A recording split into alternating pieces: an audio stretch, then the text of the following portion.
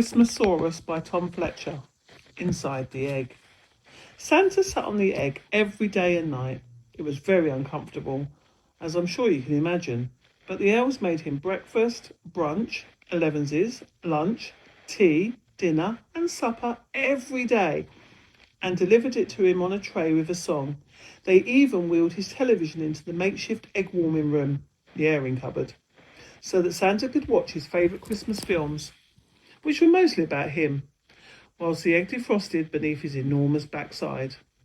Occasionally the egg would wobble a little, and the longer Santa perched on top of it, the more it wobbled. Santa knew this was a good sign that his warm bottom was doing the trick. But time was not on the egg's side. Each day that passed brought Christmas a day closer. Come on, egg wobbler, whatever you are. If you don't get a shift on and hatch by Christmas Eve, then I'll have no choice but to fly off and leave you.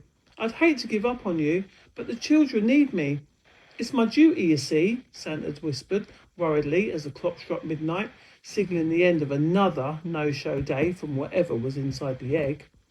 At that moment, Santa had an idea. Maybe the egg would hatch faster if the airing cupboard was even warmer. Snozzletrump whacked up the central heating to full blast once Santa ordered.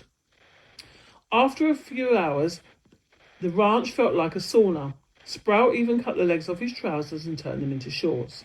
It wasn't long before all the elves thought it was a pretty nifty idea and followed suit. And for the first time in history, the North Pole gift shop in the elf city started selling sweater vests instead of sweaters and snapback caps instead of thick woolly elf hats.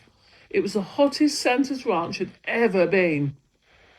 Santa stripped right down to his stripy red and white undervest and his best Christmas underpants, the red and white ones with snowflakes on that played jingle bells when you pulled them up. He was so hot and sticky, but he didn't mind. He would do whatever it took to get that thing inside the egg out safely. All this time, Santa and the elves had been trying to guess what was wobbling around inside the egg.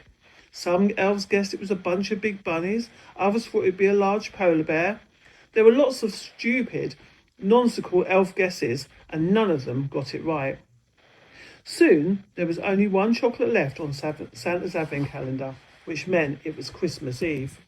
Come on, Eggy, there's not much time, sighed Santa, patting the smooth shell of his bottom. All the North Pole elves and their families had crowded into the egg warming room to show their support. Some had bought candles, others had bought electric heaters from their homes.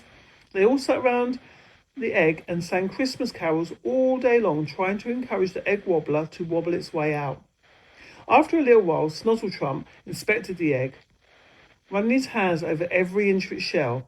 When he had finished, he turned to face a waiting crowd with a sorrowful expression on his sweaty face. The egg that sits behind my back has not one single hatching crack. Santa let out a long sigh. He knew the time had come for him to step down from the egg and get ready for crack. A great noise echoed around the room and the elves jumped to their feet. Shh, everyone, hissed Santa from the top of the egg. He put his hand down and felt a smooth shell. He ran his hand along the shiny surface, which was no longer cold and frozen, but actually quite warm.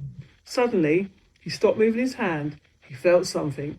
He moved his fingers back a few millimetres, and there it was, a very thin but definite crack in the eggshell. It's hatching time, Santa bellowed.